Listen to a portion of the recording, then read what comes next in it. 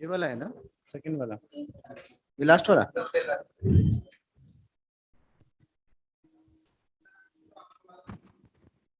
कौन बोला? अरे ये लोग कंफ्यूज हैं, लोग कंफ्यूज है, क्या करना है क्या नहीं करना है।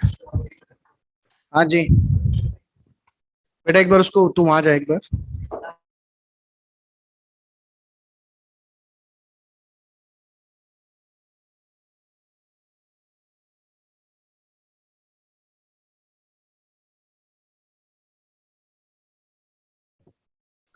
हाँ जी,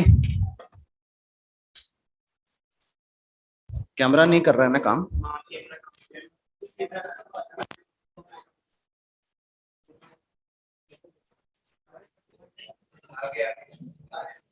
कहाँ ये जीतू, ये कैमरा काम नहीं कर रहा। और मैं मेरे वाले से ही पढ़ा रहा हूँ, ठीक है, ऐसे तुम्हारे वाले से मेरा वाला काम में नहीं ले रहा हूँ। ठीक है, थोड़ा सा जो पीछे कर दे, हल्का सा इसको पीछे कर दे, थोड़ा सा। बस थैंक यू, बस बस। हाँ बेटे, कल हम लोगों ने गुडविल वाला टॉपिक शुरू कर दिया था ना। तो हम लोग गुडविल वाले टॉपिक में मैंने आपको कुछ मेथड्स डिस्कस किए थे, अगर आपको याद हो तो पहला मेथड कौन सा था? एवरेज प्रॉफिट मेथड, जिसमें दो मेथड होते हैं, सिंपल एवरेज और वेटेड एवरेज। और फिर होता है सुपर प्रॉफिट, उसके बाद कैपिटलाइजेशन ऑफ प्रॉफिट, और उसके बाद होता है एन्युटी मेथड। तो शुरू करें फिर हम लोग इलस्ट्रेशंस।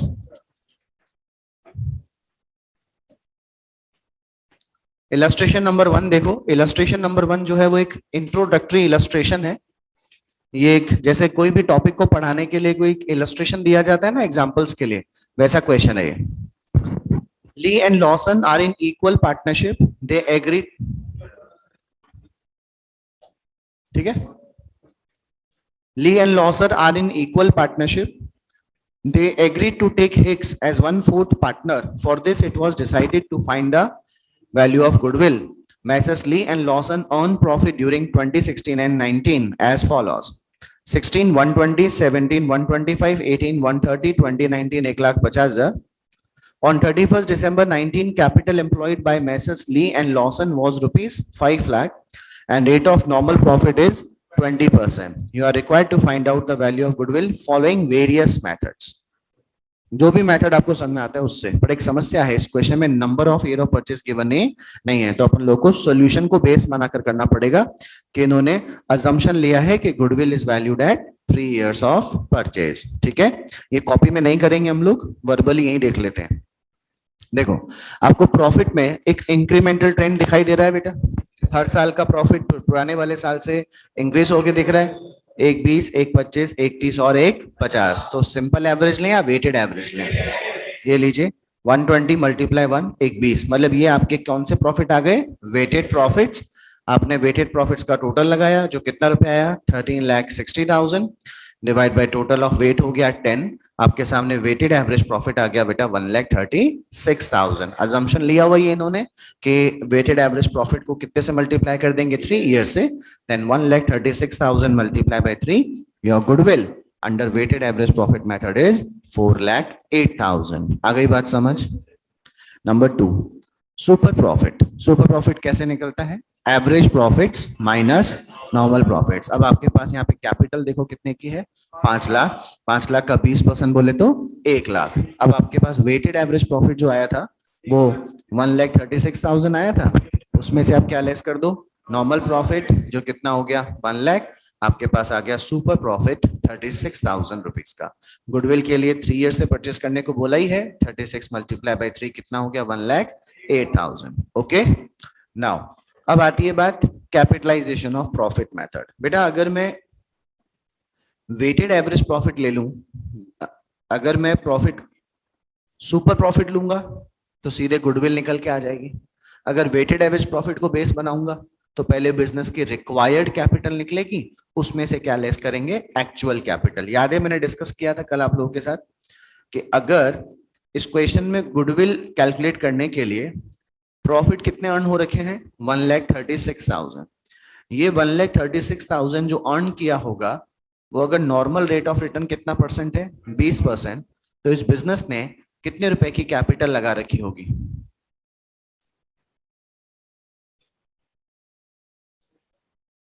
6,80,000 की कैपिटल होनी चाहिए बिजनेस में, है या होनी चाहिए? तो इसे अपन क्या नाम देते हैं? Required capital. लेकिन इसने तो ली एंड लॉसन के फॉर्म में कैपिटल कितने ही लगी हुई है? खाली 5 लाख। यानी कि 1,80,000 रुपए का कम कैपिटल लगाकर भी इसने बिजनेस कर रखा है बेटा। This is called your goodwill. लेकिन अगर मैं किसको बेस बना लूं? Super profit. तो सुपर प्रॉफिट कितना था मेरे पास? 36,000 डिवाइड बाय 20%। तो आप करके देखो, सीधा ही हमारा आंसर 1,80,000 निकल कर आ जाएगा बेटा। This is called goodwill. Method समझ आ गया आप लोगों को? आखिरी कौन सा मेथड था? Annuity method. अच्छा, एन्यूटी मेथड का फॉर्मूला याद है क्या था? क्या बताया था आपको मैंने? Multiply by annuity factor. अब एवरेज प्रॉफिट कितने की बने आपके पास? 1,36,000। सुपर प्रॉफिट से अगर निकालेंगे तो सुपर प्रॉफिट कितना दिया हुआ है? अब इसको 3 से मल्टीप्लाई कर दें तो एन्यूटी फैक्टर काम में नहीं आएगा। फिर तो हमारी गुडविल कितने की आ रही थी? एवरेज सुपर प्रॉफिट मेथड से गुडविल कितनी आ गई थी? 1,08,000। अंडरस्टूड? लेकिन अगर अपन किससे मल्टीप्लाई करके देखें इसको? Annuity factor. अब ये क्वेश्चन इनकम्प्लीट है बेटा, तो इन्होंने इस 20% को ही क्या मान लिया? Annuity factor. चलिए, प्रेस 1 डिवाइड बाय 1, 0.20 कर दे। अब पिछली बार अपन ने क्या करा था? 0.10 किया था। अब अपन क्या कर रहे हैं? 0.20, क्योंकि 20% को 20/100 बोलूं या 0.20 बोलूं, एक ही बात होगी ना। करके देखो कितना आंसर आया। 0.833। एक बार और इक्वल्स टू करो। 694। एक बार और इक्वल्स टू करो। 5। मतलब कि 1 रुपए में जो 100 पैसे की कीमत आज है वो 1 साल बाद 83 पैसे के बराबर रह जाएगी। उसी 100 पैसे की कीमत जो आज है वो 2 साल बाद लगभग 70 पैसे के बराबर रह जाएगी। और जो 100 पैसे की कीमत आज है वो 3 साल बाद कुछ लगभग 57 पैसे या 58 पैसे के बराबर रह जाएगी। अब अपन तीनों का इसका टोटल लगाएंगे। 0.833 प्लस 0.694 प्लस 0.578। फिर से बोले 2.105। तो हम 36,000 को किससे मल्टीप्लाई कर ले? 2.105। 75780। 75,780 रुपए ये हमारे इस क्वेश्चन में गुडविल आ गई। तो बेटा गुडविल जो 75,805, 75,800। अरे क्या है यार,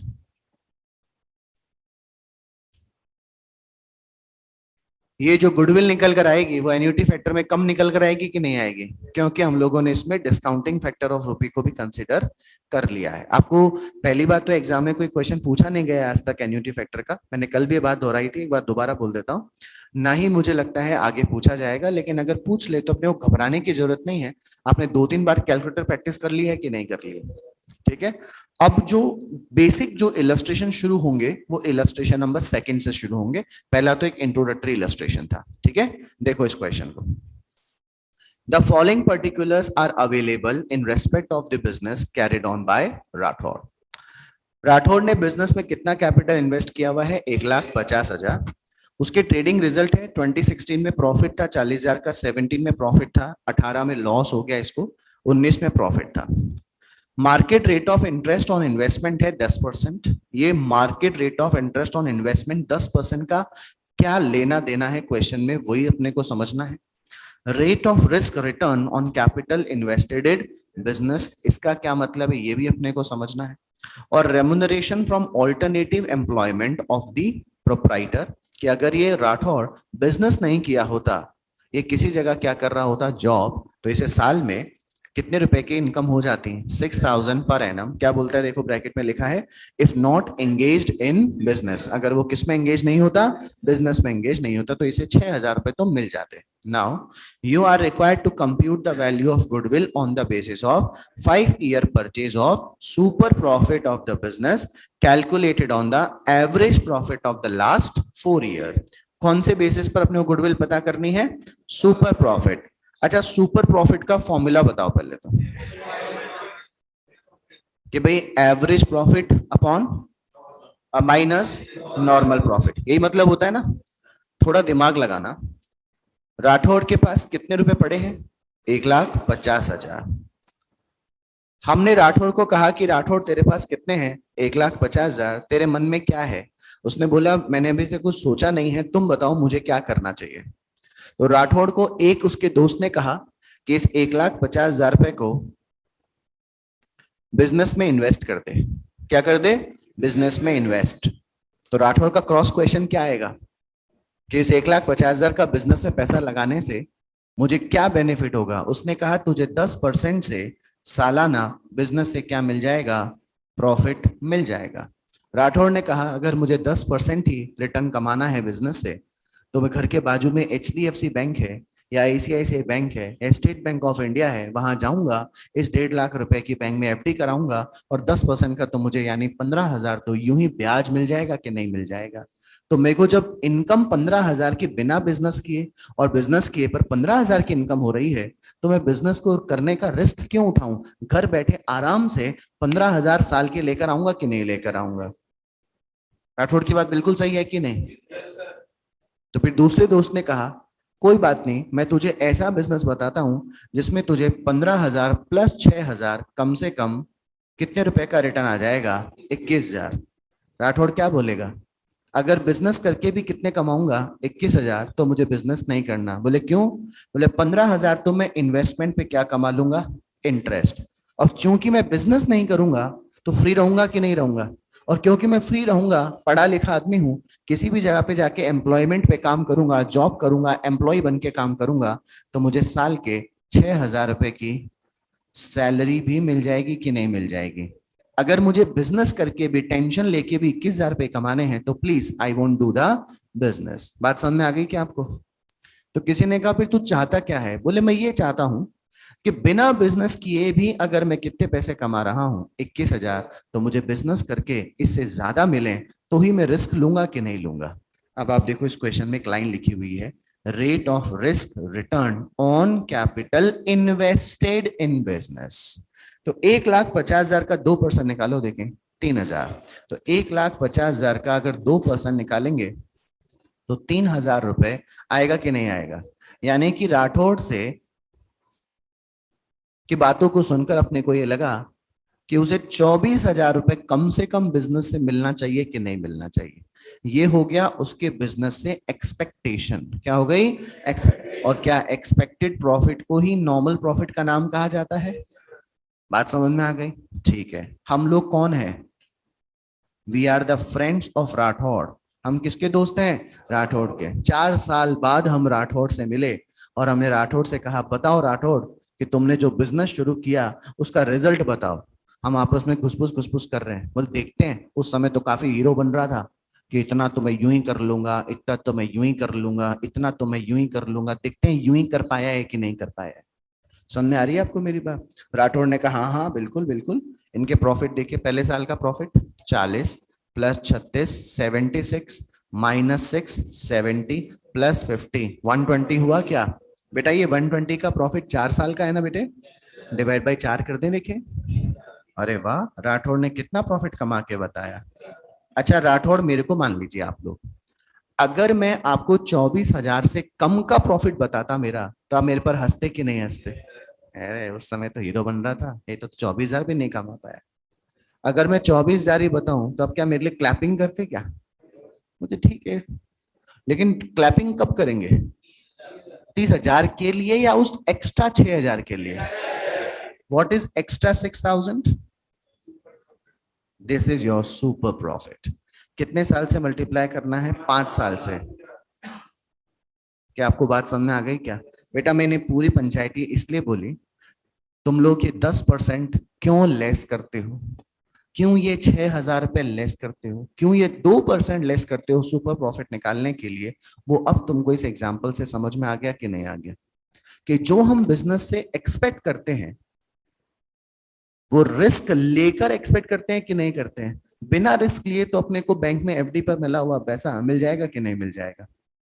आज अपन किसी भी बड़े बिजनेसमैन की बात करें, रिलायंस के जो ओनर हैं मुकेश अंबानी, क्या उनको जरूरत है क्या वो आज काम करना छोड़ दें और 100 बार इस धरती पे जन्म ले लेना? तो जो लेविश लाइफ आज जी रहे हैं वही लेविश लाइफ अगले 100 साल तक जिएंगे कि नहीं जिएंगे? 100 जन्म जिएंगे कि नहीं जिएंगे? इतना पैसा है उनके पास। But why is involving the business? क्योंकि उनको बिजनेस में जो रिस्क लेकर जो प्रॉफिट कमाने में मजा आ रहा है वो इसी बिजनेस में मिल रहा है कि नहीं मिल रहा है? बोलो बेटे। आज अगर मैं मेरी सेविंग करूं और सेविंग को जाके बैंक में एफडी करवा दूं तो इतना पैसा तो मुझे मिल जाएगा कि मेरे खर्चे, मेरे जो थोड़ी बहुत सेविंग भी हो जाएगी और खर्चे चले जाएंगे। लेकिन मैं कर क्यों रहा हूं काम? क्योंकि मेरी लाइफ में ये रूटीन बन गया कि नहीं बन गया? हम बिजनेस से इसलिए पैसा कमाना चाहते हैं ताकि हमको एक तो थोड़ा सा क्या हो, अच्छा प्रॉफिट आवे, क्योंकि इंटरेस्ट तो कोई भी कमा के हमको दे देगा। तो हमको बिजनेस कब कब करना चाहिए?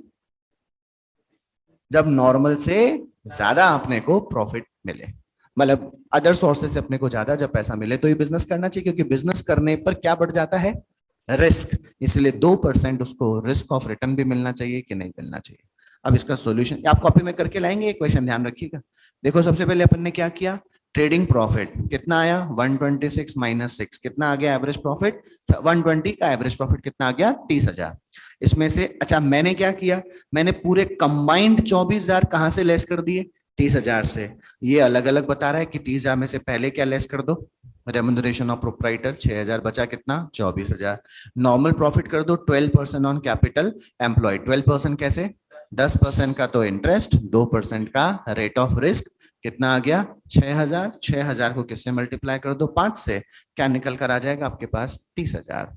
कर लोगे बेटा क्वेश्चन, करके लाओगे ना कॉपी में? कॉन्सेप्ट तो मैंने सिखा दिया तुम लोग को। नाउ अब बहुत इंपॉर्टेंट बात बोल रहा हूं, ध्यान सुनिएगा। इस चैप्टर में इलस्ट्रेशन नंबर 3 से लेकर 9 जो इलस्ट्रेशन है ये आपको करने हैं। और कब करने हैं? जब मैं आपको admission of partner, retirement of partner और डेथ ऑफ पार्टनर के सवाल करा के जब ये चैप्टर फिनिश कर दूंगा ना पार्टनरशिप का, तब आपको करना है। ऐसा क्यों? एडमिशन में भी क्या आएगी, गुडविल और उसका ट्रीटमेंट आएगा। याद है ना आपको? रिटायरमेंट तो आपने पढ़ा नहीं, लेकिन रिटायर जैसे पार्टनर एडमिशन में आता है तो गुडविल लेके आता है, रिटायरमेंट में पार्टनर जाता है तो अपनी गुडविल लेकर, तो वहां पर भी गुडविल डिस्कस करेंगे। डेथ के केस में भी गुडविल क्या होती है, कैलकुलेट की जाती है, और जो डिसीज्ड पार्टनर जिसकी डेथ हो जाती है उसका शेयर ऑफ गुडविल निकालकर हम उसे पे कर देते हैं। तो 3 से लेकर 9 इलस्ट्रेशन आप तब करेंगे जब हम लोग सारे हमारे एग्जाम्पल, सारे illustrations of the remaining chapters कर लेंगे।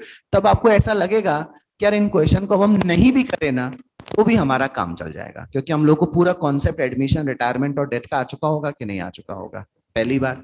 तो हम लोग इस चैप्टर में से क्या करेंगे, हम इस चैप्टर में से करेंगे बहुत अच्छे इलस्ट्रेशंस जो कि स्टार्ट होंगे इलस्ट्रेशन नंबर 10, 11 और प्रैक्टिकल क्वेश्चन नंबर 1। अच्छा आप लोग एक बार देखते जाओ जरा, छोटे छोटे इलस्ट्रेशंस आपको दिख रहे होंगे, जैसे रैंडमली मैंने उठा लिया। अच्छा इलस्ट्रेशन भी क्या है, एक ही है। अब देखो ये कौन सा इलस्ट्रेशन आ गया, सपोज एक थर्ड इलस्ट्रेशन है। अब इस थर्ड इलस्ट्रेशन के बाद में फोर्थ देखो क्या लिखा हुआ है, बोलना जरा। With the information given in illustration number 3 let us give journal entry. फिर इलस्ट्रेशन 5 देखो, continue with the same illustration number 3 let us give the journal entry prepare assuming goodwill is brought in cash. तो ये तो तुम वहां admission में पढ़ोगे कि नहीं पढ़ोगे?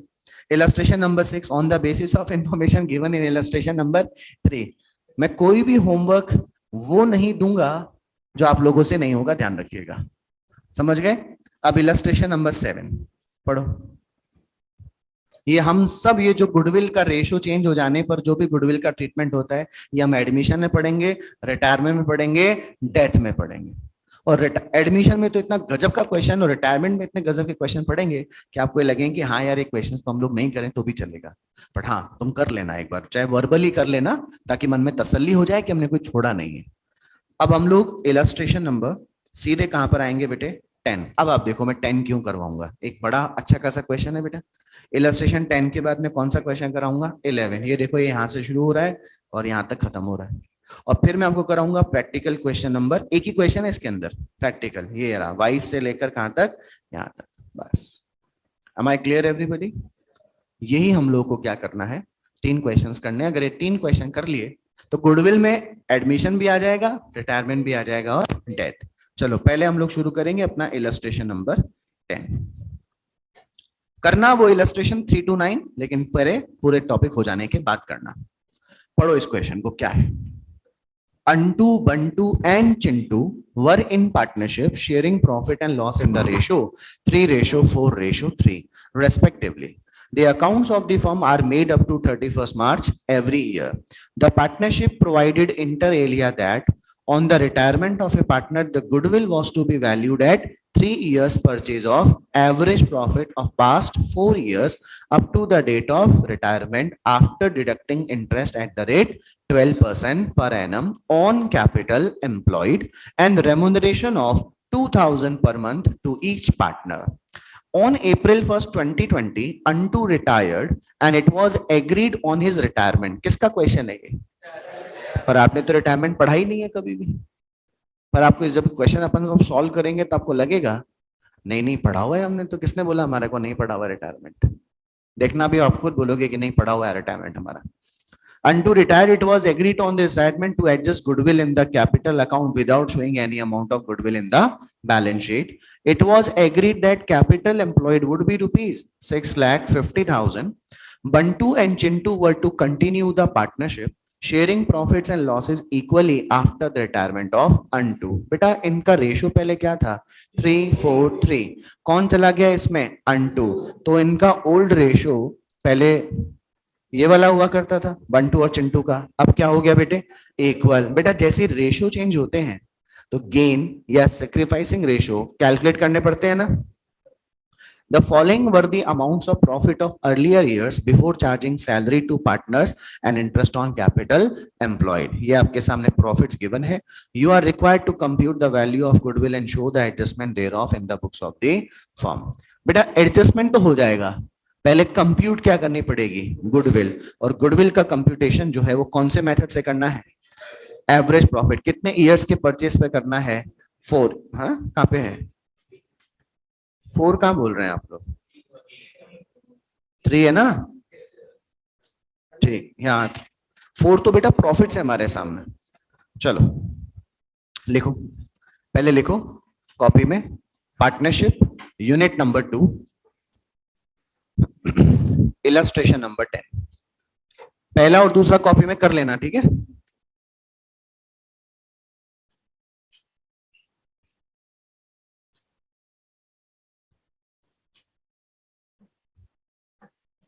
कैलकुलेशन ऑफ गुडविल, जितना आपको आता है उतना आप बोलेंगे, जितना नहीं आता वहां मैं बोल दूंगा।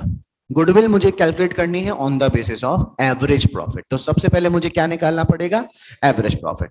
लिखिए बेटे प्रॉफिट कौन कौन से साल के गिवन है, 16 से 17, 17, 18, 18, 19 और 19, 20। पहले साल का प्रॉफिट कितना है, 2,60,000 रुपए, फिर 2,75,000 रुपए, फिर 265 और फिर 280।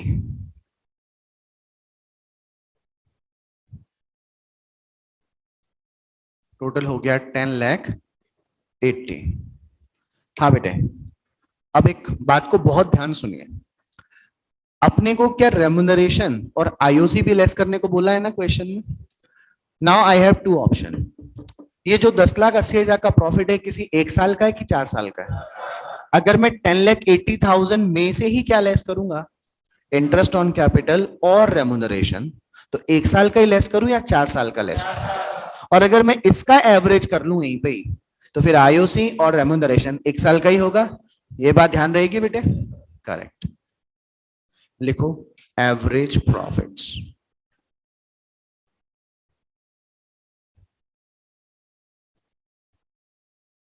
बोलिए कितना आया, 2,70,000 is your average profit. Am I right बेटा? अब इसमें से क्या लेस कर दें? रेमुनरेशन. कितने पार्टनर्स हैं यहाँ पे? 3. अंटू, बंटू और चिंटू. 3 पार्टनर्स. हर एक पार्टनर को कितने रुपए मिलते हैं बेटा रेमुनरेशन के? 2,000 पर मंथ मिलते हैं क्या? मल्टीप्लाई बाय कितना मंथ? 12 मंथ्स. बोलो.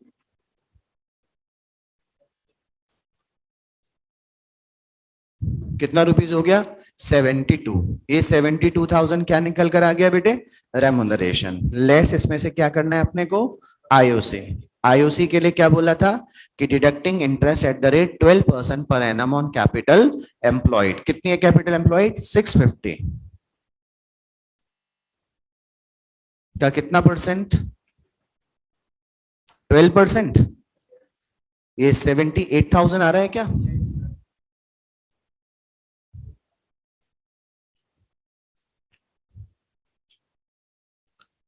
क्या आपके पास average profit after certain deductions 120 आ गया? अब गुडविल की कैलकुलेशन कितने नंबर ऑफ ईयर परचेज से करनी थी? 3 years. Average profit multiply by 3 years.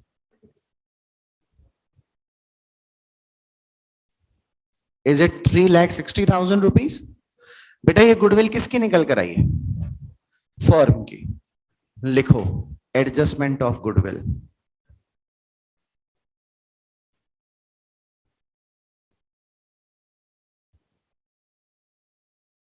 ये क्वेश्चन एडमिशन का है कि रिटायरमेंट का है? वो तो आपने पढ़ा ही नहीं है कभी, लेकिन एडमिशन पढ़ा हुआ है ना. जब पार्टनर को एडमिशन देते हैं तो उसे जो प्रॉफिट पे शेयर मिलता है वो छीना झपटी करता है क्या पुराने पार्टनर से? बोले खड़े हो भाई, थोड़ा थोड़ी जगह दो मेरे को. पार्टनर क्या करते हैं? अपने अपने प्रॉफिट में से सेक्रीफाइस करते हैं. जितना सेक्रीफाइस करते हैं पार्टनर्स, वो मिलाकर ही नए पार्टनर का शेयर बनता है. और वो जो गुडविल लेकर आता है नया पार्टनर, वो किसी एक पार्टनर को मिलता है या उन पार्टनर्स को मिलता है जिन्होंने सेक्रीफाइस किया है? ये बात आपको पता है ना अच्छे से. कौन से रेशो में मिलता है? उनके ओल्ड रेशो या सेक्रीफाइसिंग? आ गया ना. कहानी ठीक रिवर्स कर दो. यहाँ पे 3 पार्टनर थे, अंटू, बंटू, चिंटू. अंटू बोला अच्छा तो अब हम चलते हैं. बंटू चिंटू ने कहा ठीक है जाओ जाओ. अंटू ने बोला ऐसे नहीं जाऊंगा. I will get the share of goodwill into the form. Form की गुडविल कितनी है? 3,60,000. चलो लिखो शेयर ऑफ अंटू.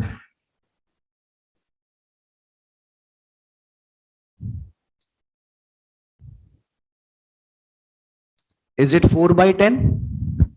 नहीं 3/10, सॉरी. 3/10 बोले तो 1,00,000. अरे 1,08,000. 23,400 कैसे निकाला तू?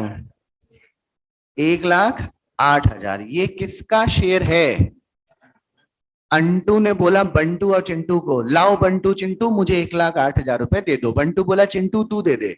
चिंटू बोला मैं क्या दूं? बंटू तू दे. लड़ाई हो रही है कि नहीं हो रही है? ये कहानी रिवर्स कर दो. एडमिशन के टाइम पे अंटू आ रहा होता फॉर्म में, बंटू कहता है सारा गुडविल का पैसा मैं लूंगा, चिंटू कहता है सारा गुडविल का पैसा मैं लूंगा.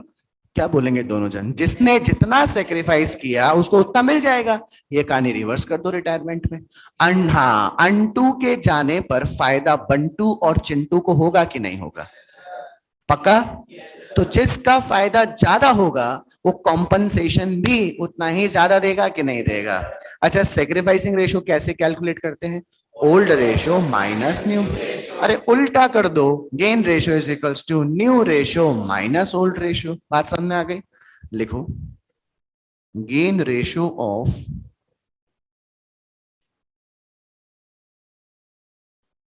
बंटू एंड चिंटू.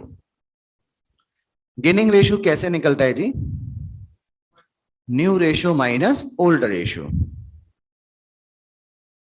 बंटू की बात कर लें अगर, तो बंटू का नया रेशो कितना है? 1/2. इनका ओल्ड रेशो था 4/10. 5 - 4 आया 1/10 आ गया क्या बेटा? ये तो बात हो गई अपने बंटू की। अब किसकी बात करेंगे? चिंटू की। 1/2 माइनस 3/10, क्या ये 2/10 आया?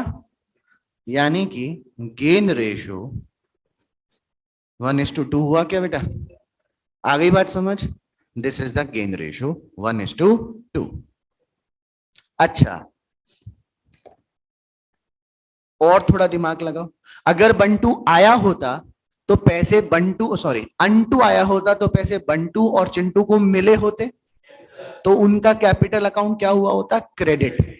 अब बंटू और चिंटू की जेब से पैसे निकलेंगे और किसकी जेब में जाएंगे? अंटू की जेब में। तो बताओ एंट्री क्या होगी? Bantu capital debit, Chintu capital account debit to अंटूज कैपिटल अकाउंट। समझ गए? लिखो बेटे,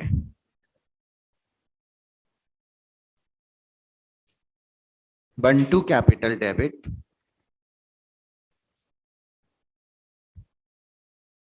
चिंटू कैपिटल डेबिट टू अंटू कैपिटल। 1,08,000 रुपए हमें उसे देने हैं। बेटा इसका 1/3 कीजिए जरा, 36,000 आएगा क्या? और बाकी का कितना? 72,000।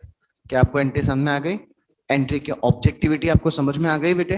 रिटायरमेंट इजी है, बहुत इजी है, क्योंकि आपने अच्छे से क्या पढ़ा हुआ है? क्योंकि एडमिशन के टाइम पे भी सैक्रिफाइसिंग रेशियो होता है, रिवैल्यूएशन होता है, रिजर्व्स का ट्रीटमेंट होता है, गुडविल का ट्रीटमेंट होता है। तो रिवैल्यूएशन, रिजर्व्स तो बस सेम है, गुडविल में जो एंट्री एडमिशन में पढ़े थे उसकी रिवर्स एंट्री कहाँ हो जाती है? रिटायरमेंट में और डेथ में भी। Understood everybody? This was your illustration number 10। पक्का बोलो, समझ में आया आप लोगों को? नाउ नोट कर लिया? Illustration number 11। इलस्ट्रेशन नंबर 11 जो है आपको 12th क्लास के जो क्वेश्चंस आपने पढ़े थे उनकी थोड़ी याद दिलाएगा। देखिए, CU and AU were in partnership sharing profits and losses in the ratio 5:3. On April 1st 2020 they decided to admit AG। अब ये क्वेश्चन किसका है? एडमिशन का है। क्यों? पिछले वाले क्वेश्चन में तो पार्टनर जा रहा था, इस क्वेश्चन में पार्टनर आ रहा है।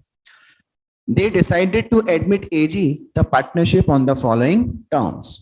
AG will bring 2 lakh as capital for 1/4 share. New profit sharing ratio shall be 2:1:1 among CU, AU and AG। बेटा जैसे रेशियो चेंज हो जाता है, सैक्रिफाइसिंग रेशियो और गेनिंग रेशियो की कैलकुलेशन करना मस्ट हो जाता है। CU was entitled to salary of rupees 2,000 per month. It was revised to rupees 3,000 per month from October 1st, 2018. Interest on capital was paid at the rate 8% per annum. Capital as on 31st March 2020 were CU 4 lakh, AU 3 lakh, which had remained unchanged since last 4 years। मतलब इन 4 सालों में compute जो किया होगा, profit इन्होंने जो calculate किया होगा वो इस 3 लाख और 4 लाख यानी 7 लाख रुपए की कैपिटल पर कमाया होगा। Goodwill was to be valued on the basis of 3 years purchase of average adjusted weighted average profit. अरे अभी अपन लोग इन प्रॉफिट्स को अगर देखें तो क्या आपको कोई प्रॉफिट में ट्रेंड दिखाई दे रहा है क्या? लेकिन इन्होंने तो मेथड कौन सा बोला है? कैसे बोल सकते हैं वेटेड? क्योंकि आगे देखो क्या लिखा हुआ है।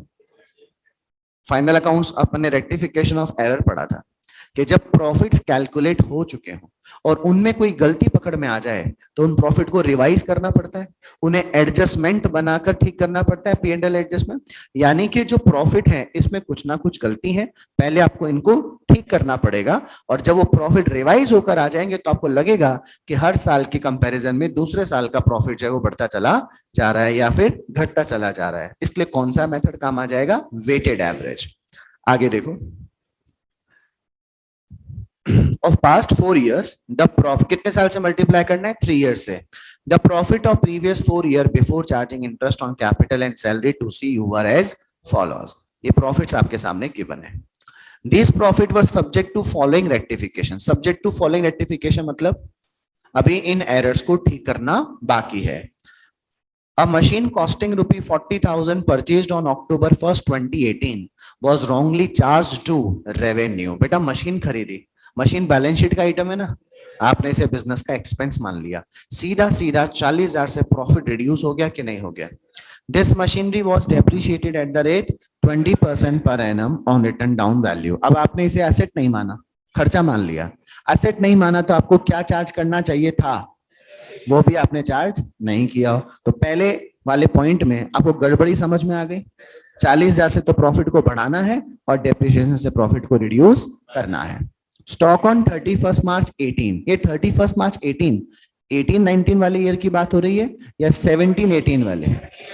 आपने स्टॉक को क्या कर रखा था, over valued. Stock on 31 March 18, opening stock या क्लोजिंग स्टॉक? क्लोजिंग स्टॉक को आपने ज्यादा दिखा रखा था, इससे आपका प्रॉफिट ज्यादा हो रखा था, तो आपको प्रॉफिट रिड्यूस करना पड़ेगा। लेकिन यही क्लोजिंग स्टॉक अगले साल क्या था, तो ओपनिंग स्टॉक भी ज्यादा दिखा रखा था, तो आपको जो ज्यादा प्रॉफिट, ज्यादा ओपनिंग स्टॉक दिखाने से आपके ट्रेडिंग में जो प्रॉफिट कम आ रखा था, ओपनिंग स्टॉक को कम करेंगे तो प्रॉफिट क्या हो जाएगा, बढ़ जाएगा। क्या और डिस्कस करेंगे। There was a loss by fire amounting to rupees 10,000 in the year 2016 and 17, which was not considered in trading account but correctly debited in the profit and loss account for the year. Loss by fire की entry बोलिए, loss by fire account debit to purchase. अब loss by fire account जो है वो तो किसका item है, P and L का, और परचेज किसका आइटम है, तो लॉस बाय फायर का ट्रीटमेंट तो पी एंड एल में तो हो गया, कहा नहीं हुआ, ट्रेडिंग में आपको परचेज नाम का खर्चा कम दिखाना चाहिए था, आपने उसे कम नहीं दिखाया, इससे तुम्हारा एक्सपेंस ज्यादा रहा और प्रॉफिट कम हो गया। अब जैसे ही एक्सपेंस को कम करेंगे प्रॉफिट क्या हो जाएगा, बढ़ जाएगा। आगे डिस्कस करेंगे। Debtors as on 31st March 2020 included bad debts of rupees 5,800। बेटा बैड डेट्स, डेटर्स की लिस्ट में अगर 5,800 के बैड डेट्स हैं, इसका मतलब आपने अभी तक उनको राइट ऑफ नहीं किया, तो जैसे ही डेटर्स को क्या करने जाएंगे, राइट ऑफ। तो bad debts account debit to debtor की एंट्री होगी, तो ये बैड डेट्स बुक्स में आएगा, तो प्रॉफिटेबिलिटी भी रिड्यूस हो जाएगी कि नहीं हो जाएगा। AG shall bring his share of goodwill in cash. You are required, line को पढ़िए मेरे साथ, you are required to calculate amount of goodwill AG is supposed to bring and journal entry for the same। खाली किसकी entry मांगी है, goodwill की और उसकी एडजस्टमेंट की। am I clear बेटा, करें अपन शुरू, चलो बनाओ मेरे साथ, इसका स्टेटमेंट बनेगा।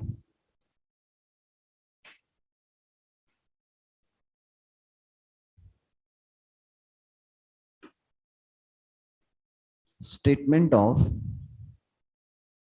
calculation of adjusted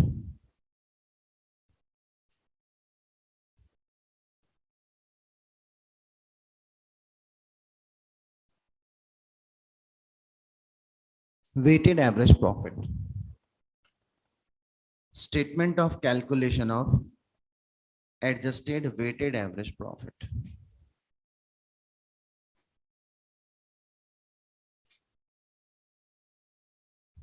कितने ईयर से बेटे,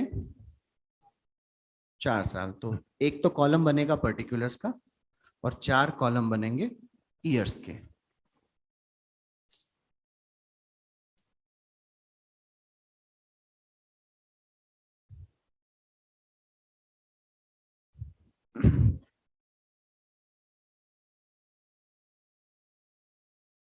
पर्टिकुलर्स 2016-17।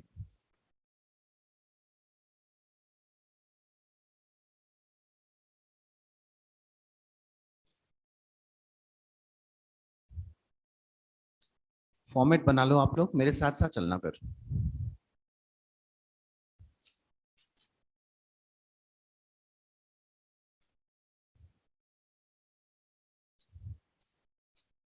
बना लिया बेटा। सबसे पहले लिखेंगे प्रॉफिट्स। क्या आपने को प्रॉफिट्स पहले से गिवन है, 2,10,000, 2,60,000 और फिर 2,10,000 और फिर 3,05,000। ओके बेटे। अब मेरे को एक बात बताओ, हमने जो प्रॉफिट्स के रेक्टिफिकेशन से पहले जो पॉइंट पढ़े थे, आपने उसमें देखा कि पार्टनर्स को सैलरी भी दी जानी है सीयू को सैलरी दे रहे थे और पार्टनर्स को आईओसी भी देना था, तो पहले प्रॉफिट्स का अप्रोप्रिएशन कर ले, लिखो less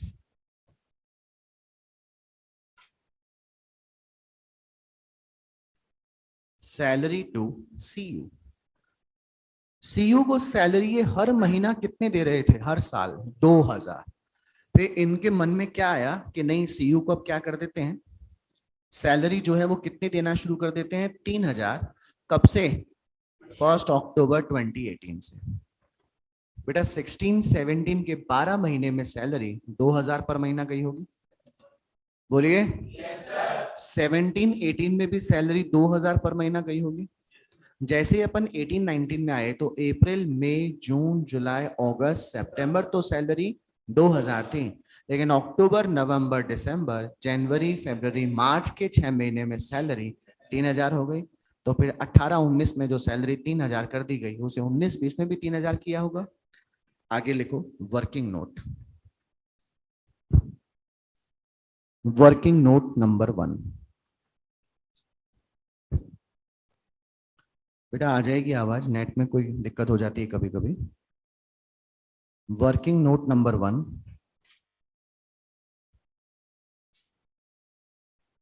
calculation of salary to CU.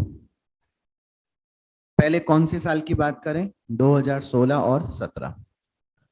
2000 पर महीने के हिसाब से बात करें, 24,000 आ गया बेटा। 2017 और 18 वाले ईयर की बात करें तो भी 24,000 आ गया। और अब हम कौन से ईयर की बात कर रहे हैं, 18-19 में दो पार्ट हो गए बेटा। कहां से, अप्रैल 18 टू 30 सितंबर 18,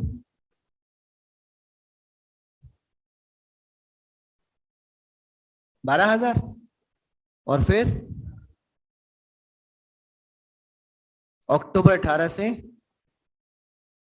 31 मार्च 19,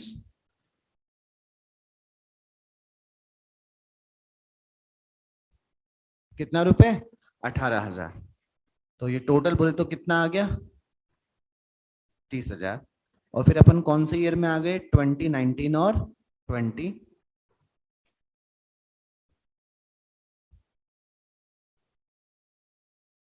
आ गया 36,000 रुपए।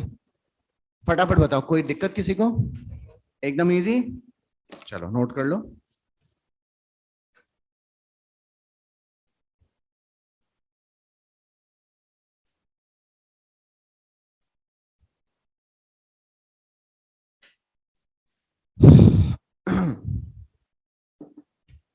अब हम लोग को टोटल नहीं लगाना है इसका, क्योंकि सैलरी टोटल लेस नहीं करनी, अलग अलग लेस कर रहे हैं अपन लोग, ठीक है बेटा।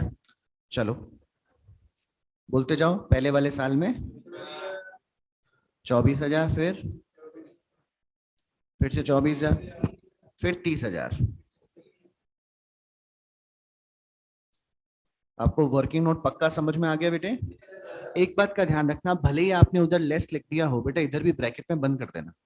कल को ब्रैकेट वाला नहीं किया और प्लस करके आ गए तो मार्क्स कट जाएंगे, गलती हो जाएगा क्वेश्चन का सॉल्यूशन, ठीक है बेटे। अब इसमें से क्या लेस कर दें हम लोग, इंटरेस्ट ऑन कैपिटल। बेटा 4 लाख तो सीयू की कैपिटल है, 3 लाख एयू की कैपिटल, तो 7 लाख हो गई। 7 लाख का कितना परसेंट बोल रहे हैं आईओसी, 8%।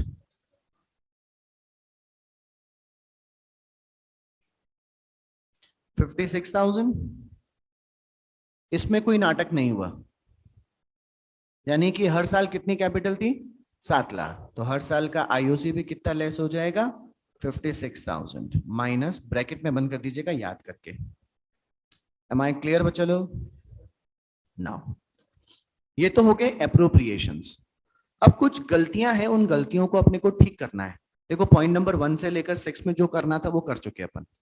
पहला देखो, पॉइंट नंबर ए, हमने मशीन कौन से डेट को खरीदी, मतलब 18-19 वाले में एरर हुई क्या, हमने खरीदी थी मशीन और उसे अपन ने क्या मान लिया, रेवेन्यू, मतलब खर्चा मान के पीएनएल से चार्ज कर दिया। तो इससे हमारा सीधा सीधा 40,000 से प्रॉफिट रिड्यूस हो गया था बेटे। क्या कर दें उसे, ऐड, लिखो ऐड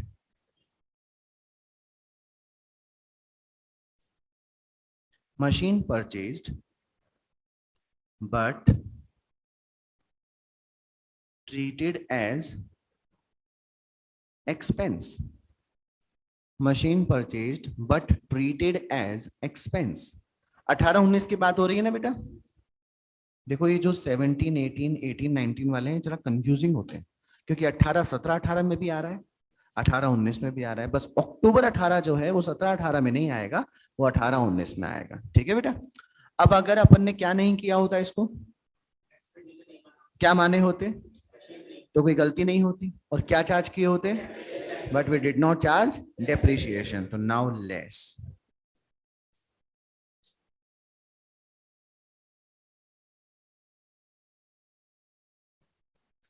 डेप्रिसिएशन ऑन अबाउ मशीनरी एट द रेट कितना परसेंट, 20% पर एनम। कौन सा मेथड, WDV मेथड।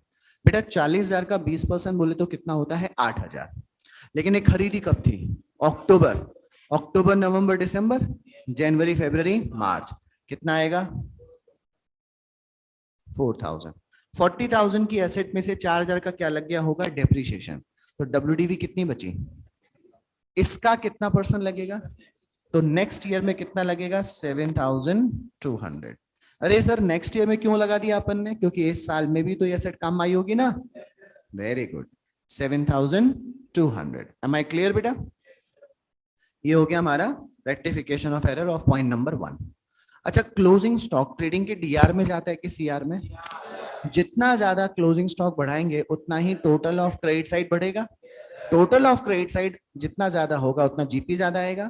तो आपने 17-18 का प्रॉफिट ज्यादा कर रखा था, क्या कर दो उसे, रिड्यूस। लिखो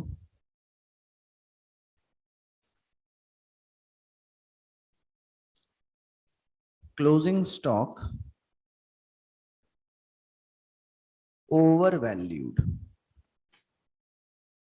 कितना रुपीस, माइनस कर देंगे, प्लस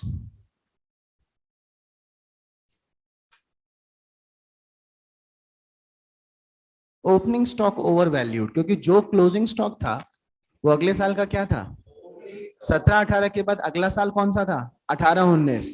तो 18-19 के ट्रेडिंग में ओपनिंग स्टॉक ज्यादा दिखा रखा था, तो डेबिट साइड का टोटल ज्यादा था। If the total of debit side of trading account exceeds then the profit will get reduce. तो हमने जो प्रॉफिट कम दिखा रखा था उसे क्या कर दिया जाए, बढ़ा दिया जाए। कौन से वाले साल का, 17-18 का रिड्यूस किया, 18-19 का बढ़ा दिया। एम आई क्लियर बेटा। आगे, there was a loss by fire. बेटा लॉस बाई फायर की एंट्री बोलिए जरा, लॉस बाई, तो लॉस बाई फायर तो कहां से एडजस्ट हो गया, लेकिन परचेज नाम का जो अकाउंट था वो आपने क्या नहीं किया, क्रेडिट नहीं किया। इससे परचेज नाम का जो एक्सपेंस था उसे आपने कम नहीं किया। परचेज एक्सपेंस अगर कम हुआ होता तो ट्रेडिंग के डेबिट में भी परचेज नाम का खर्चा कम आया होता। इससे आपका कॉस्ट ऑफ गुड सोल्ड कम आई होती तो GP बढ़ गया होता। आपने परचेज नाम के खर्चे कोई कम नहीं किया, इससे आपके ट्रेडिंग के डेबिट में खर्चा कम नहीं हुआ। इससे प्रॉफिट भी जो ज्यादा आना चाहिए था वो ज्यादा नहीं आया। तो हम लोग प्रॉफिट को बढ़ा दें बेटा, कितने रुपए से बढ़ा दें, 10,000 रुपए से।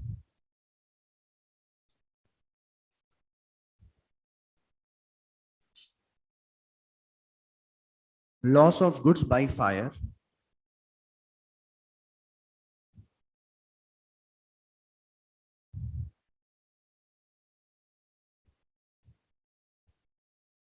Not adjusted in trading account. कौन सी ईयर में गलती हुई है, 16-17 यानी पहले वाले साल में।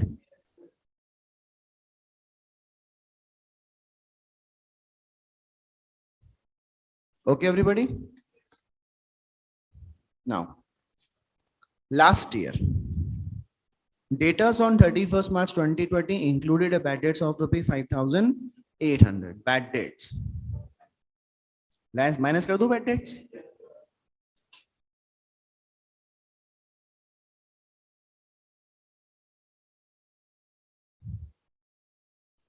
लास्ट ईयर की बात हो रही है, 5,800।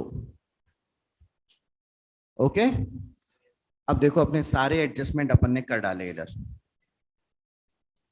अब मुझे फटाफट एडजस्टेड प्रॉफिट बताइए।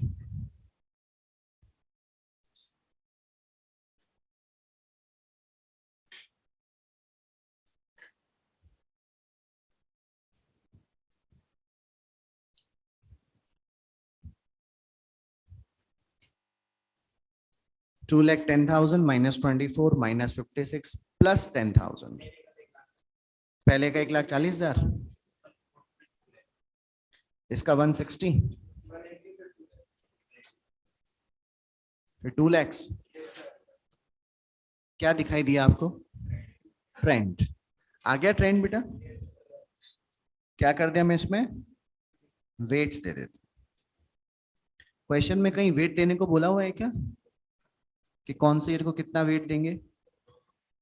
सबसे पुराना जो साल था उसे सबसे कम वेट देंगे और जो सबसे लेटेस्ट ईयर होगा उसे सबसे ज्यादा वेट देंगे। इसलिए 1 2 3 एंड 4। तो नाउ वेटेड प्रॉफिट्स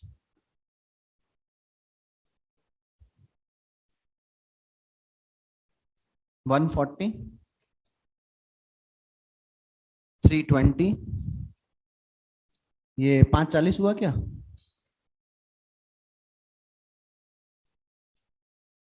और ये हो गया 8 lakh. Please give me honest reply. समझ आया क्या आपको?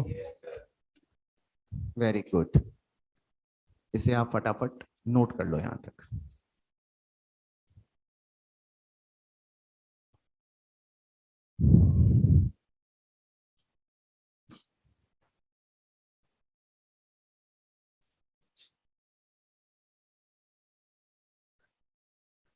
नोट कर लिया यहां तक?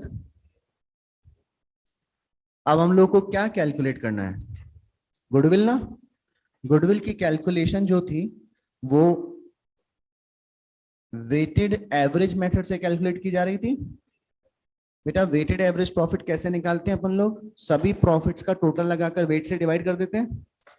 लिखो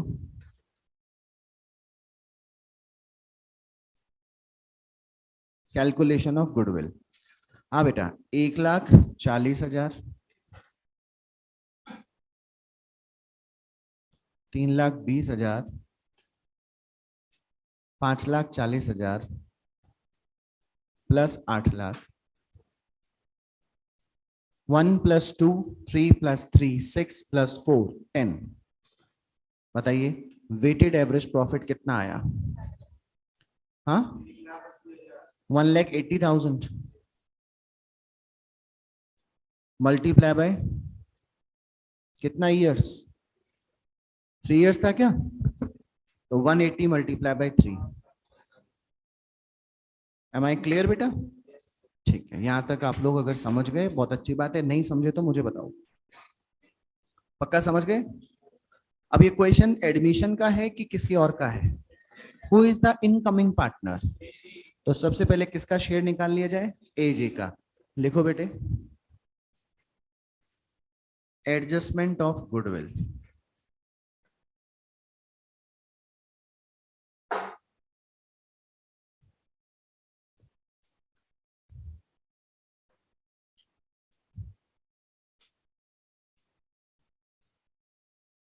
देखो इनका नया रेशो 2:1:1 है क्या? और एजी को शेयर भी कितना मिलता है? 1/4। बोलो कितना? 1,35,000। पहले आप 12th क्लास में क्या एंट्री पढ़े थे वो बताओ। जब नया पार्टनर गुडविल का पैसा कैश में लाता है तो आप एंट्री क्या किए थे? बैंक अकाउंट डेबिट या cash account debit to goodwill. फिर उस गुडविल को किस में डिस्ट्रीब्यूट करते थे? ओल्ड पार्टनर्स में या सेक्रीफाइसिंग पार्टनर्स? कौन से रेशियो में? तो फिर आप बोल रहे हो सेक्रीफाइसिंग रेशियो, तो मेरा अगला काम क्या हो गया? Sacrificing ratio. How do we calculate sacrificing ratio? Sacrificing ratio of CU and AU will be sacrificing ratio is equals to old ratio minus new ratio। तो पहले अपन CU की बात कर लें। इसका ओल्ड रेशियो देखो, पहले क्या 5:3 था क्या बेटा? नाउ 5/8। नया रेशियो 2/4 हुआ क्या?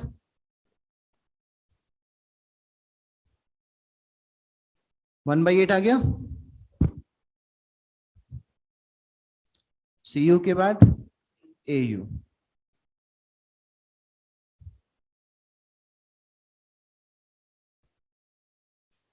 क्या इन दोनों का सेक्रीफाइसिंग रेशियो 1:1 निकल कर आया? अब पहले तो जो एयू पैसा लाया उसकी एंट्री आपने बोला bank account debit to goodwill. बेटा मेरी तरफ देखिए, सीए फाउंडेशन में आईसीआई के मॉड्यूल्स में bank account debit to goodwill नहीं लिखा हुआ है, सीधे सीधे bank account debit to partner capital लिखा हुआ है। पहले आपकी 12th क्लास की बात बताता हूं। मान लीजिए आपने पार्टनर सी को एडमिशन दिया और वो 10 लाख रुपए कैपिटल के लाता है और 2 लाख रुपए गुडविल के लाता है। तो आपने 12th में ये एंट्री पढ़ी थी, बैंक में कितने पैसे आ गए? टू सीज कैपिटल 10 लाख और टू 2 लाख। ओके बेटा, फिर आप एंट्री करते थे टू सेक्रीफाइसिंग पार्टनर्स। मान लो ए और बी का सेक्रीफाइस है और किस रेशो में है? 1:1। अब ऐसे करते थे ना बेटा, आईसीआई मॉड्यूल ऐसा नहीं करता, उसने गुडविल को हटा दिया, उसने ये एंट्री पास करी, bank account debit to C's capital. ठीक है, गुडविल हटा दिया इसने, पूरा सी को ऐड कर दिया और फिर सी की कैपिटल में से ही पैसे निकाल लिए 2 lakh. C's capital account debit to A's capital to कितना रुपए? 1 लाख। अगर आप दोनों की एंट्री देखो तो गुडविल यहां से डेबिट होकर सेम हो रहा है ना बेटा, यहाँ पर भी नेट में कितना कैपिटल आ रहा है? 10 लाख। और ए और बी को कितना मिल रहा है? 1 लाख। आ गई बात समझ? अच्छा, इस क्वेश्चन में अपने को एंट्री जो मांगी है वो किसकी मांगी है? AG suppose to bring and journal entry for the same. तो कितना रुपए लेकर आएगा एजी? 1,35,000 लेकर आएगा। तो एंट्री क्या होगी? Bank account debit to goodwill करते हो आप लोग, यहाँ पे क्या करेंगे? To AG capital 1,35,000। और फिर नेक्स्ट एंट्री क्या होगी?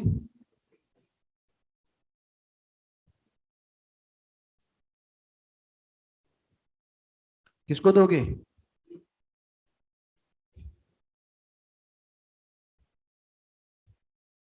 नाम भी ढूंढ ढूंढ कर लाए हैं। कितना? 67,500। फटाफट बताओ बेटे, बात समझ में आ गई क्या? कैसा था ये क्वेश्चन? अच्छा क्वेश्चन था। गुडविल की कैलकुलेशन भी कर ली, रेक्टिफिकेशन ऑफ एरर भी हो गया। तो जो 329 है, अब आपको समझ में आ रहा होगा कि मैंने क्यों कहा है कि उनको सबसे एंड में करना, क्योंकि ये क्वेश्चंस कर लेंगे तो गुडविल का सारा कवरेज आपको मिल जाएगा इधर। अंडरस्टूड बेटा? अब आपके मॉड्यूल में सॉल्यूशन देखिए एक बार, क्या कर रखा है। एजी को हटा दिया, एजी हट भी तो रहा है इधर, एजी पहले क्रेडिट और फिर एजी डेबिट। बट हम लोग तो स्टूडेंट है बेटा, हम लोग समझा कर आएंगे कि bank account debit to AG capital, then AG capital account debit to CU capital to AU capital. Please be honest. आपको बात समझ में आई बेटे? पक्की समझ में आ गए? Very good. तो 2 इलस्ट्रेशन हो गए हमारे, एक में तो हो गया रिटायरमेंट, एक में हो गया एडमिन। अब मार देते हैं पार्टनर को। Practical question number 1, last question from this chapter. Last practical, एक ही क्वेश्चन है इसके अंदर प्रैक्टिकल का, और वो भी क्वेश्चन डेथ वाला है। पढ़िए। Wise, clever and dull were trading in partnership, sharing profit and loss in the ratio 4:3:3 respectively. The accounts of the firm are made up to 31st December every year. The partnership provided inter alia that on the death of a partner, the goodwill was to be valued at 3-year purchase of average profit of the 3 years. आगे बोलो क्या लिखा है? Up to the date of death, after deducting interest at the rate 8% per annum on capital employed and a fair remuneration of each partner. ठीक है बेटा, the profits are assume to be earned evenly throughout the year. Partner की death कब हुई? 30 जून 2019, यानी कि साल के मिड में। Wise died and it was agreed on his death to adjust goodwill in the capital account without showing any amount of goodwill in the balance sheet, मतलब through partners capital. It was agreed for the purpose of valuation of goodwill that fair remuneration for work done by each partner would be 15,000 per annum. Each partner को 15,000 साल का मिलेगा and the capital employed would be rupees 1,56,000. Clever and dull were to continue the partnership, sharing profit and losses equally after the death of Wise. The following were the amounts of profit of earlier years before charging interest on capital employed. 16, 17, 18 और 19 के आपको profit given है बेटा. You are required to compute the value of goodwill and show the adjustment thereof in the books of the firm. Same, बहुत easy question है. Goodwill निकालनी है, कैसे निकालनी है? प्रॉफिट को ऐड करना है, एवरेज करना है, उसमें से आईओसी करना है, रेम्यूनरेशन लेस करना है, गुडविल आ जाएगी.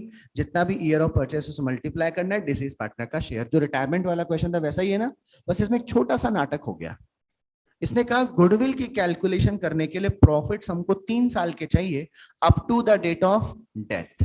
Up to the date of death. तो डेथ कब हुई है? 30 जून 2000, मतलब 30 जून 2019 तक 3 साल के प्रॉफिट कंप्यूट करो, उनका एवरेज करो. लिखो,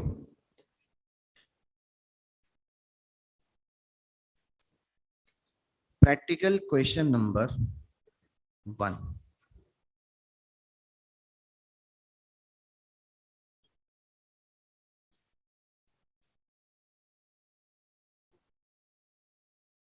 Statement of calculation of goodwill on the basis of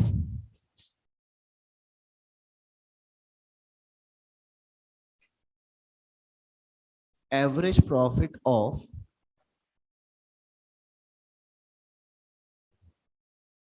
past 3 years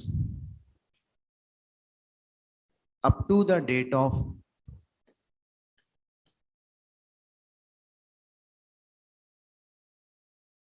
death of partner, that is 30th June 2019. Statement क्या लिखा मैंने? Statement of calculation of goodwill on the basis of average profit of past 3 years up to the date of death of partner, that is 30th June 2019. बेटा ये लिखने से मेरे को एक बेनिफिट हुआ कि मुझे ध्यान रहेगा कि 30th जून 2019 तक के कितने प्रॉफिट होने चाहिए? 3 साल के प्रॉफिट. देखो क्वेश्चन आसान कब हो जाता? मरने वाले ईयर से ठीक पिछले वाले 3 साल तक का प्रॉफिट लेता तो 2016 का ले लेता, 17 का ले लेता, 18 का ले लेता. अब बोला नहीं, जिस दिन मरेगा ना पार्टनर, उस डेट तक का क्या आना चाहिए? प्रॉफिट 3 साल का होना चाहिए. ठीक है, 2 तरीके हैं अपने पास. मेरी तो बहुत ध्यान से देखना. We are standing on 30th June 2019 और आज पार्टनर की क्या हो गई? डेथ. अगर मैं इससे आगे चलूंगा तो 2019 के बाकी के 6 महीने निकलेंगे बेटा, और अगर यहां से पीछे मुड़ जाऊंगा तो 2019 के तो पहले निकल चुके 6 महीने कवर हो जाएंगे. टेल मी यस और नो. तो 2019 के तो कितने ईयर का प्रॉफिट लेना है? हाफ ईयर का. सही बोला ना मैं एकदम? 2019 का तो प्रॉफिट लेना है हाफ ईयर का, क्योंकि डेथ कब हुई है? तो जनवरी 19 से लेकर 30 जून 2019 निकल चुका है ना. 30 जून 2019 के बाद 31 दिसंबर 2019 और आता तो 6 महीने और निकल जाते ना. अब पार्टनर की डेथ कब हुई? इससे पिछले 3 साल जाना है. तो 2019 में तो कितने महीने कवर हो गए? 6 महीने. पक्का? आधा साल पूरा हो गया. 2018 का 1 साल, दोनों मिलाकर 1.5 साल हो गए. 2017 का तो 2.5 साल हो गए. अब 6 महीना और चाहिए ना. 2016 का आधा ही चाहिए होगा ना बेटे. सही बोला मैं एकदम? एक तरीका आपको ये समझ में आ गया. दूसरा तरीका, 2019 में 3 साल आगे के जोड़िए. 2022. सही बोला मैं? 30 जून 2019 में 3 साल आगे के ऐड कीजिए तो आप बोलोगे 30th जून 2022. ये बोलोगे कि नहीं बोलोगे? अब मैं कह रहा हूं 30th जून 2019 में पिछले 3 साल माइनस कर दो तो 30th जून 2016 आ जाएगा कि नहीं आ जाएगा? यानी 30 जून 16 बोल दूं या 1 जुलाई 2016 बोल दूं, एक ही बात होगी कि नहीं होगी? नहीं, मेरे को पक्का पक्का बताओ, समझ गए क्या तुम लोग? पक्का? देखो, पहले तो अपने को प्रॉफिट कहां से कहां तक लेने, उल्टा चलना पड़ेगा अपने को। 1 जनवरी 2019 टू कितने मंथ्स का प्रॉफिट, फिर 1 जनवरी 18 टू कितने मंथ्स का, फिर 1 जनवरी 2017 टू कितने मंथ्स का। अच्छा, एक साल में कितने महीने होते हैं? तो 3 साल में कितने होंगे? 36। देखो ना, कितने हो चुके, 30 हो गए कि नहीं हो गए? 6 महीने ही बचा है कि नहीं बचा है? बताइए क्या लिखूं, 1 जनवरी 16 लिखूं या 1 जुलाई 16? शाबाश, 1 जुलाई 16 टू 31 दिसंबर 2016। चलिए, 1 जुलाई 16 में 3 साल ऐड कीजिए, 1 जुलाई 2016 में 3 साल ऐड कीजिए, 1 जुलाई 2019। तो आई कैन से 30 जून से 19 और 1 जुलाई 19 एक ही बात होगी कि नहीं होगी? क्या आपको तीनों बार जो मैंने बोला, तीनों तरीके से बोला, वो समझ में आ गया बेटे? नाउ अब देखो, 2019 वाले ईयर का मुझे पूरे साल का प्रॉफिट कितना गिवन है? 62,500। ये तो कितने मंथ्स का है? 12 मंथ्स का। अपने को कितने मंथ्स का निकालना है? 6 मंथ्स का। बोलो कितना आया? 31,200। 2018 वाले का पूरा पूरा प्रॉफिट ले लूं बेटा? कितना? 72,000। 2017 वाले का कितना ले लूं? 75,600। सही बोल रहा हूं क्या मैं? और 2016 वाले ईयर में 67,200।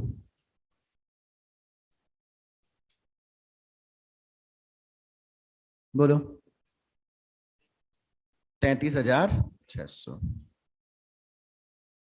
बेटा बात समझ में आई? चारों का टोटल लगाइए।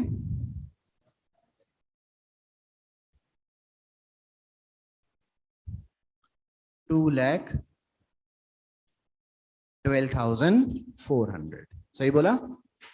ये प्रॉफिट कितने साल के हैं? अगर मुझे आईओसी यहीं से लेस करना हो, रेम्यूनरेशन यहीं से लेस करना हो, तो कितने साल का? लेकिन अगर क्या कर दें, एवरेज, तो फिर 1 साल का लेस करेंगे।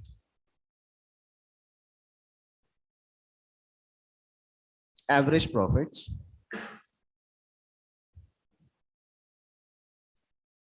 कितना आया? अब इसमें से क्या लेस करने अपन लोग? रेम्यूनरेशन। कितने पार्टनर हैं? वाइज, क्लेवर, डल, 3 पार्टनर। हर पार्टनर को 15,000 पर मंथ मिलता है या पर एनम मिलता है? पर एनम, यानी कि केवल कितना लेस करेंगे? 45,000 लेस। क्या लेस कर दें?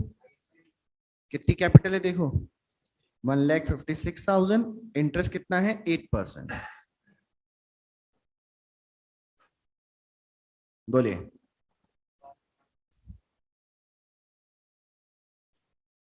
70,800 में से 45,000 और 12,480 लेस किया, 13,320। ये क्या निकल कर आया बेटा? Average profit after IOC and remuneration. Look at me, सच सच बोलो, यहां तक की बात क्लियर है? कहीं कोई दिक्कत नहीं है? अब हम लोग यहां से क्या करेंगे? गुडविल का कैलकुलेशन करेंगे। गुडविल कितने साल के लिए बोला है? 3 साल के लिए।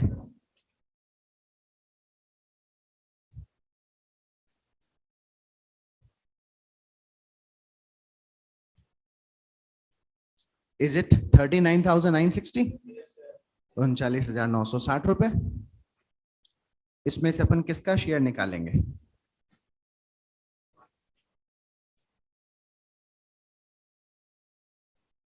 अब आएगा एडजस्टमेंट ऑफ गुडविल बेटा एडजस्टमेंट करने के लिए सबसे पहले जिस पार्टनर की डेथ हो गई उसका शेयर निकाल लिया जाए। 39,960 में वाइस का शेयर देखो, सॉरी इनका रेशो देखो 4:3:3 है बेटा, बोलिए कितना है? 39,960 मल्टीप्लाई 4/10 क्या?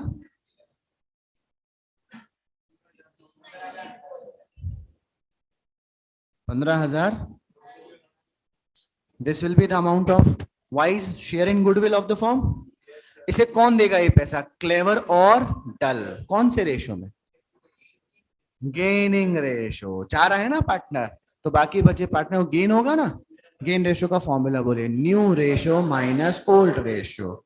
ये न्यू रेशो जो है क्या इनका इक्वल है क्या? अच्छा इसमें से 4 को हटा दो, वाइस का 4 हटा दो तो 3:3। पहले भी क्लेवर और डल आपस में क्या था? इक्वल। अभी भी क्या है? और तुम चाहो तो निकाल के देखो 1:1 निकल कर आएगा। तो अपन पैसे किससे लेंगे? क्लेवर से और डल से, और देंगे किसको? वाइस को। समझ में आई मेरी बात? एंट्री बोलिए क्या होगी?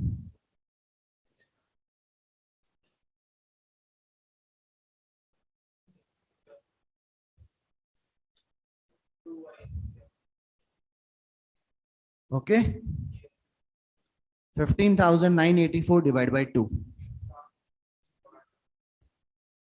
7,900 सॉरी 15,984 7,992 7,992। Am I clear? कौन बोले आपको कि रिटायरमेंट और डेथ आपने नहीं पढ़ा? पढ़ रहा हुआ यार, देखो एंट्री फटाफट आ गई कि नहीं आ गई? एडमिशन पढ़ा हुआ था ना, तो उसकी एंट्री आपने क्या कर दी? एकदम रिवर्स कर दी। बेटे आपको मैंने जो क्वेश्चन होमवर्क में दिए हैं पहला और दूसरा वो प्लीज कॉपी में कर लेना। 3 to 9 आपकी इच्छा हो तो करना वरना मत करना। ये कर लिया बहुत अच्छी बात है। हम लोग कल कौन सा चैप्टर पढ़ेंगे? आपका बहुत अच्छा चैप्टर जो आपने खूब अच्छे से पढ़ा हुआ है, admission of partner. First of all I will ask some questions. इससे साबित हो जाएगा कि आप कितना पढ़े हो। खैर बहुत आसान, पूरी पार्टनरशिप का सबसे आसान चैप्टर कौन सा है? एडमिशन। क्यों? क्या बताओ कैसे? सेक्रीफाइसिंग रेशियो निकालना आता है, रिवैल्यूएशन ऑफ असेट लायबिलिटी आपको आता ही है, रिजर्व हालांकि आता नहीं है, मुझे सिखाना पड़ेगा बिकॉज 2-3 बातें वहां कंफ्यूजन की है, वो अपन लोग दूर करेंगे। बस आप होमवर्क कर लेना कॉपी में ना, और अगर कोई पेंडेंसी हो, कुछ नहीं समझ में आया तो पूछ लो मेरे से। अभी मैं आई एम स्टैंडिंग हियर। पूछना है कुछ? पक्का नहीं पूछना? सब क्लियर है एकदम? चलो